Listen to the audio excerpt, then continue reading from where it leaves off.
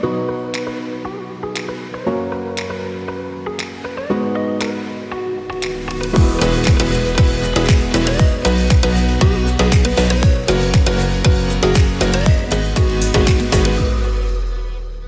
to Agri-Pulse Newsmakers, where we aim to take you to the heart of ag policy. I'm Spencer Chase. Our guest this week is House Ag Committee Democrat Nikki Budzinski of Illinois, who joins us to talk budget, farm bill, and more. But first, here's this week's headlines. Supermarket prices remained steady last month. The latest consumer price index shows lower costs for dairy products, fruits, pork, and chicken offset higher prices for beef, eggs, sugar, and other products. The overall CPI was up 0.4% due to higher costs for housing and energy. USDA finalized new language on foods that can be labeled as products of the USA. The new rule requires any meat, poultry, or egg packaging receiving the label to come from animals that were born, raised, slaughtered, and processed in the United States. The change comes after concerns that foreign meat was being labeled as American product after being imported and processed in U.S. facilities. The new rule will start at the beginning of 2026. And finally, President Joe Biden released his proposed budget for fiscal year 2025, and it includes a significant increase of funding for USDA. The department's proposed budget for discretionary programs was set at more than $31 billion, an increase of about 8% from FY 2024. Now, as is longstanding Washington tradition, the White House budget is dead on arrival to Capitol Hill, but the document does include a broad description of the president's priorities, including for the next farm bill. Congresswoman Nikki Budzinski is well versed in the process after some time on Capitol Hill and a previous role at the White House Office of Management and Budget. She says the request is ambitious, but the language within it does deserve the consideration of Congress. Well, I think there are two really important priorities in particular that the president has increased funding for that our family farmers really need, and I hear this firsthand in central and southern Illinois. The first would be on conservation. I think the conservation practices that a lot of our farmers are actually practicing within central and southern Illinois, to see further investment in those types of practices. So I was really encouraged to see that the president included some additional funding for conservation. The second that I was really encouraged by in the president's budget for USDA specifically was around agricultural research. What you saw was actually the president acknowledging that this was a need that we have, further investment in research and innovation in the agricultural space in his budget. That's a top priority of mine, something that I'm hoping to see addressed in the farm bill as well. Mm-hmm. Let's talk about the farm bill, through that budget lens as well. We hear from Chairman Thompson on the House Ag Committee that he's looking to sit down and talk with Democrats about some of his funding proposals, and Democrats have expressed some opposition, some real concern about some of those proposals, but he seems to be confident that if he can sit down and have conversations, they'll be better understood. What do you anticipate is going to be kind of the playbook for House Ag Democrats on that? Is there room for compromise, or is there united opposition to some of these funding ideas that he's pursuing? Well, I have a lot of respect for Chairman Thompson, and I think he does a good job of trying to bring us together on a number of different issues as it relates to getting to a farm bill. I think getting a farm bill done on a bipartisan basis is critically important. Historically, that's what's happened, is Democrats and Republicans come together to pass a bipartisan farm bill. I'm still very optimistic that we're going to get there. I, of course, am somebody who's going to meet with anyone that's going to be willing to support our family farmers, so I'm really proud to have sat down a number of times with Chairman Thompson and also the Chairman Thompson's team on the House Agriculture Committee to just talk about my priorities in the Farm Bill. We have spent time talking about the nutrition title is obviously something that comes up pretty consistently. In addition to conservation, the Inflation Reduction Act increased our conservation, our climate smart agricultural investment by $19.5 billion.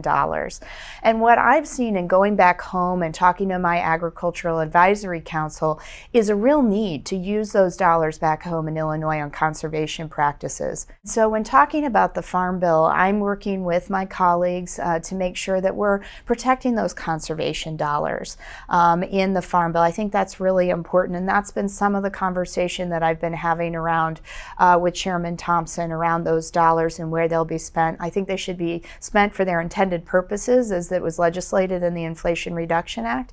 And there's consistent support, I know, on the Democratic side to maintaining that. I'd say the same on nutrition. So I think there's unanimous support on the Democratic side, making sure we're protecting those. As you know, there were some negotiations around worker provisions within the SNAP plan or the SNAP program. We increased work requirements as it related to that, and that was controversial within our own caucus. But we did that. We increased some work requirements while protecting more vulnerable populations like veterans. That was a part of the budget negotiations that happened. Mm-hmm. You mentioned the IRA conservation funding, and I want to follow up on that because is there room for compromise within the Democratic caucus? There's an idea being floated on Capitol Hill to maybe move that money into the Farm Bill, into the conservation title writ large. Maybe we're removing some of the climate-specific guardrails, but keeping it targeted toward conservation programs. Is that a compromise that would have any kind of play within your mind, within the mind of House Ag Democrats? Yeah, let me just say, I support the idea of bringing additional funding into the baseline for the Farm Bill, and those conservation dollars coming into the Farm Bill would be wonderful to further and continually support in perpetuity moving forward conservation practices. But I think it is really important that we have those climate smart guardrails on that spending. Again, just making sure that those dollars aren't siphoned off for other projects, other potential interests, that they're used for their intended purposes. We'll have more from Congresswoman Budzinski right after this. Farmers are always there for each other. We shed tears together, we celebrate together, but we also grow together. Farm Bureau is the largest general farm organization in the country. We have the farmers' back. If you're a farmer and you're not a member, we would welcome you into our Farm Bureau family. And if you want to know more about agriculture, come be part of this great family. Regenerative poultry production is a process by which nature can actually recapture and restore the energy that is being taken out of a space. Farm Credit helped Rahi build his dream of regenerative poultry farming and encouraging fellow immigrants to find community in agriculture. Nothing beats a farm. I'm just pursuing happiness. Learn more at farmcredit.com/beginning. Welcome back. Illinois Democrat Nikki Budzinski says House Ag Democrats have many priorities for the upcoming Farm Bill. Chief among them is protecting the legislation's nutrition programs. These are really important dollars for families that are really struggling. And again, it's not just about helping, provide additional assistance to families that are struggling to put food on their tables.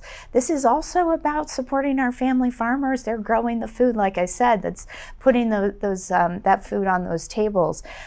So I think there's unanimous support across the Democratic aisle. These are successful programs making a real difference. I meet with those families when I'm at home. I hear the real impact of what those dollars and what those programs mean for them. Happy to have conversations, but I think these are successful programs that we shouldn't be harming. Mm-hmm.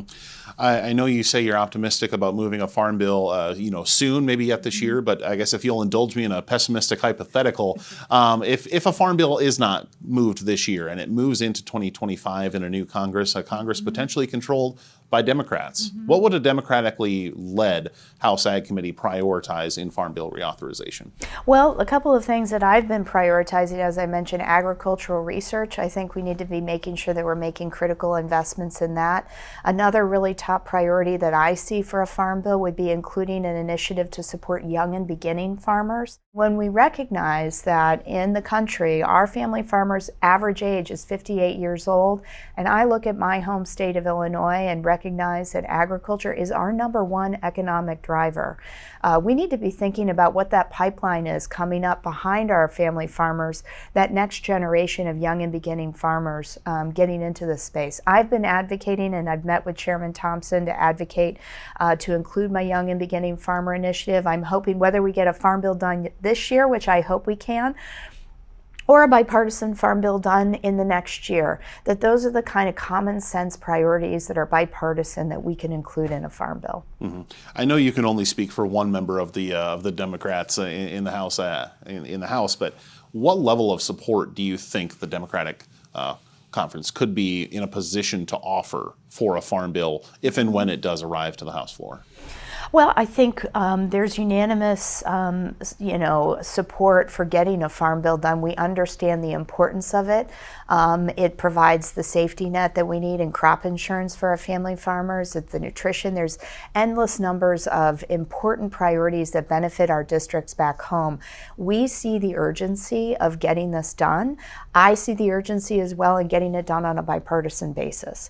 And so I think that there will continue to be cooperation on the House Agriculture Committee to meet this moment, to get this done. Again, bringing Republicans and Democrats together, stay focused on agriculture and the things that really impact and support our agricultural economy, and we'll get it done.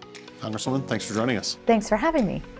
We'll be right back to hear from this week's panel, but first, our Hannah Pagel shows us what's going on in the sugar industry in this week's Ag by the Numbers.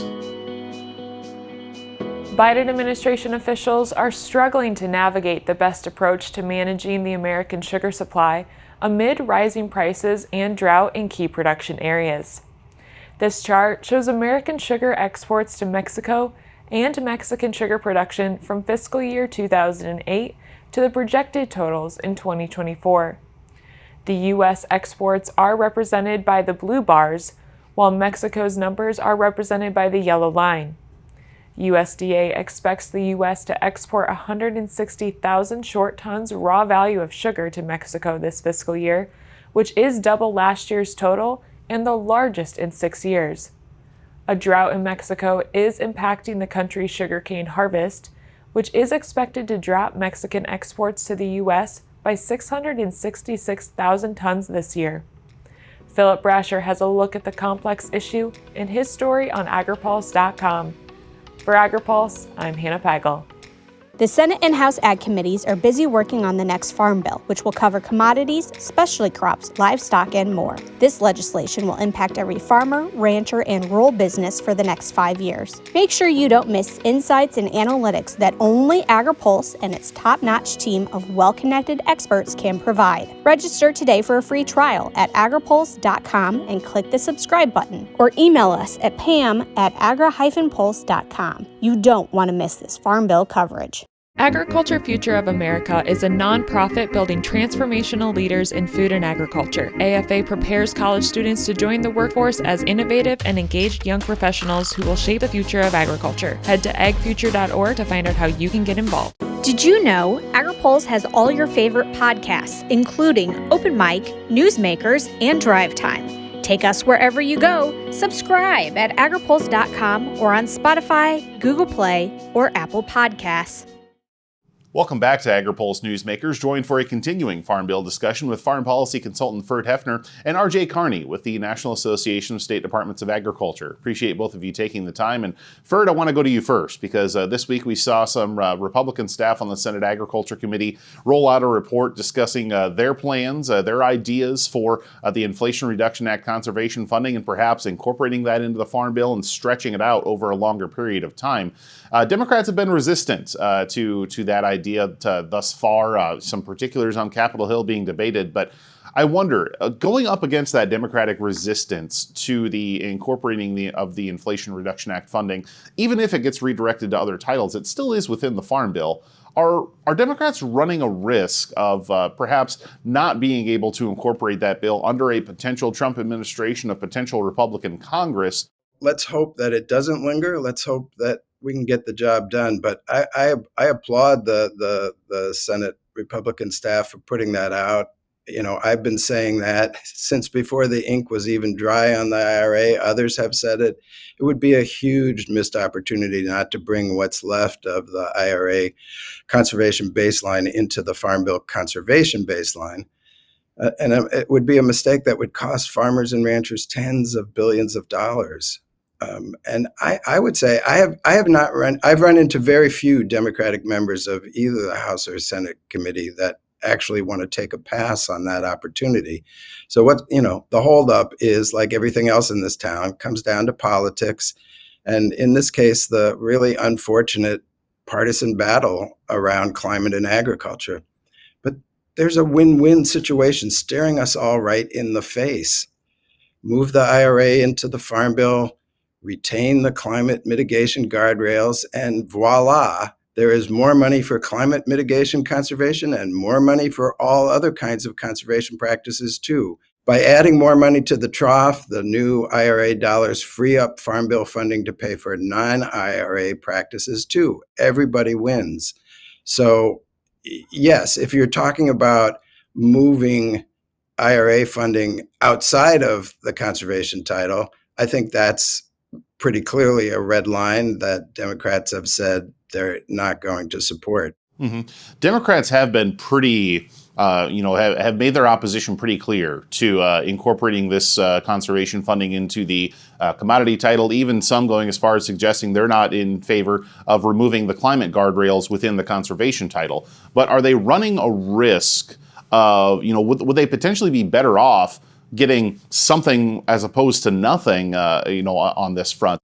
No, I really don't think so. Look, if you go back before the 2014 Farm Bill passed, CBO at that point in time, before the 2014 Farm Bill, said that in 2023, conservation funding would be $1 billion greater than what it actually was in 2023, counting the IRA and the Farm Bill. So we would already be way better off from a conservation perspective if it hadn't been for the very unfortunate and misguided conservation cuts in the last two Farm Bill cycles.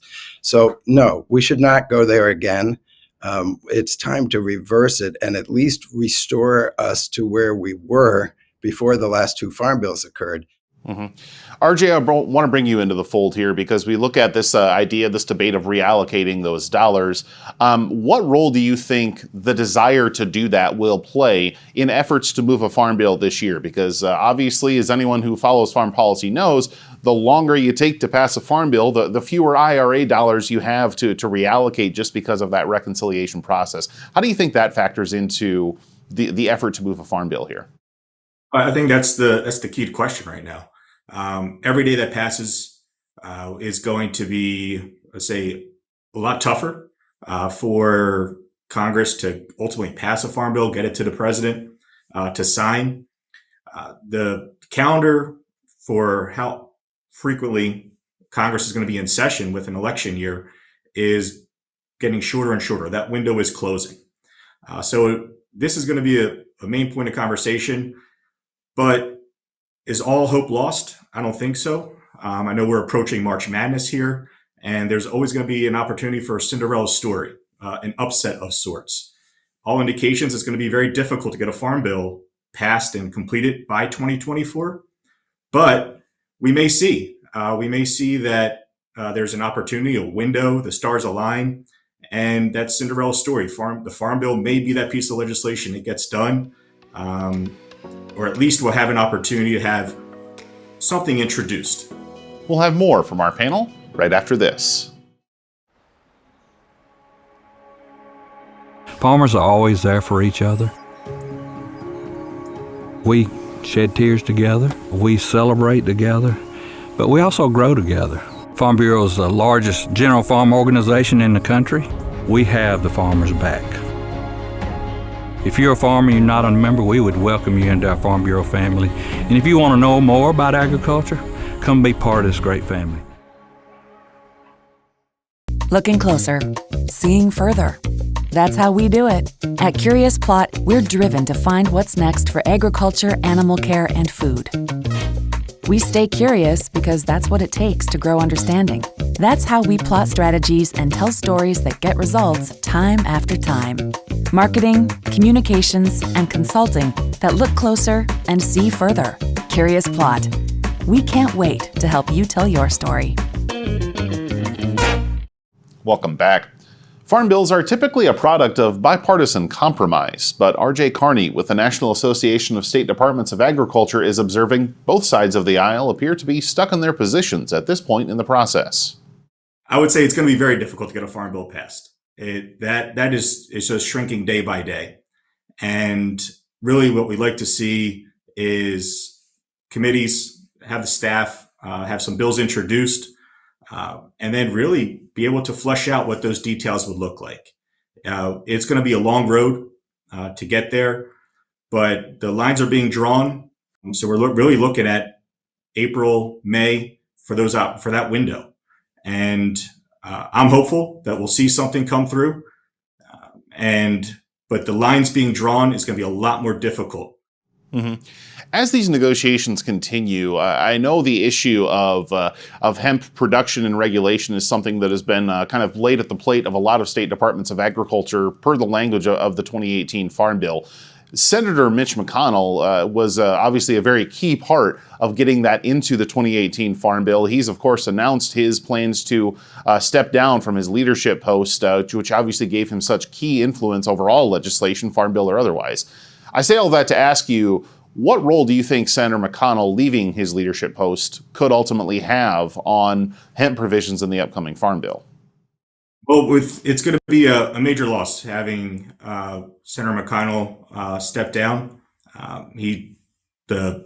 His influence there was great in the 2018 Farm Bill, but we're hearing from many of our states. There's still a lot of concern over different definitions of hemp production. And farmers want to have certainty. So whether it be with ag research, market access, conservation, there's a multitude of policy items that need to be finalized. And hemp definitely will be one of those that state departments of ag continue to look to codify in this 2024 or 2025 Farm Bill. Ferd, I want to stick with the leadership theme here as we wrap up our conversation. Chairwoman Stabenow has announced she's planning to step down. She's also saying that she's not planning to rush a farm bill just for the sake of having another one under her belt. So if the conversation does continue under new Democratic leadership of the Senate Ag Committee, as chair or ranking member, you'd have Sandra Klobuchar in the fold, potentially Sandra Bennett or others. What does a change in Democratic committee leadership at the Senate level ultimately mean for a new farm bill? It's a great reason to get the bill done this year in the little time that's left and move forward, because whatever the situation is next year, there's likely to be multiple leadership changes, and that inevitably means a lot of months go by to put that in place, to get new members on the committee up to speed, to staff up the committees. So, it's unrealistic to think that if the Farm Bill doesn't happen this year, it will happen early next year. It will take quite a while before either committee is ready to be up and running. So to me, it's just yet another argument for why we need to get the bill done this year. Well, will that bill get done this year? Time will ultimately tell as we approach a couple of critical months for 2024 Farm Bill consideration. Ferd and RJ, thanks for joining us. We'll be right back with more Agri-Pulse Newsmakers, but first, our Hannah Pegel introduces us to a new member of the House Ag Committee. Congressman Mark Molinaro represents New York's 19th District, which is home to many dairy farms and the Cortland apple. He first entered public service when he was 18 years old and became the youngest mayor in the U.S. The Republican is a strong supporter of conservation programs and says he wants to strike the right balance on funding that title in the upcoming Farm Bill, as many look to the resources in the Inflation Reduction Act. There are going to be those who think that we should do something different. We're going to continue to advocate for, in my case, upstate New York farmers. And that's the importance here. I wasn't elected to toe a party line. I wasn't elected to simply do what somebody else asks. There are those of us who understand the need to address climate resiliency, to ensure that we're protecting natural resources and supporting not only farmers, but farmland and the resources they need. You can watch his full Meet the Lawmaker interview on Agri-Pulse.com. For Agri-Pulse, I'm Hannah Pegel. It's not as simple just to wake up one day and go, I want to be a conservation farmer. You're changing how your farming practice is done. You're changing your operation. Farm Credit supported John and Kelly Watley as they shifted to more sustainable farming, improving the environment where they farm and live. Learn more at farmcredit.com/climate. Don't miss the must-attend policy event of the year. Register now for the 2024 Agri-Pulse Ag and Food Policy Summit. Hear from the diverse players who are trying to revitalize rural revenues as we examine the forward-looking ideas that will drive policy decisions for this year and the decades ahead. The summit takes place on March 18th at the National Press Club in Washington, D.C., and through our virtual experience. View the agenda and register today under the Events tab at agripulse.com. Thanks again for tuning in for another episode of Agri-Pulse Newsmakers. Before we let you go, here's what's on the horizon for the upcoming week. Monday is our Ag and Food Policy Summit in Washington, which will feature speakers on a variety of topics, including local food systems, biomanufacturing, and environmental markets. Registration options are still available on agripulse.com. The House Ag Committee will also be holding a hearing Wednesday on the danger China poses to American agriculture.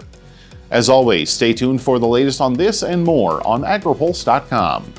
For Agri-Pulse Newsmakers, I'm Spencer Chase. Have a good one.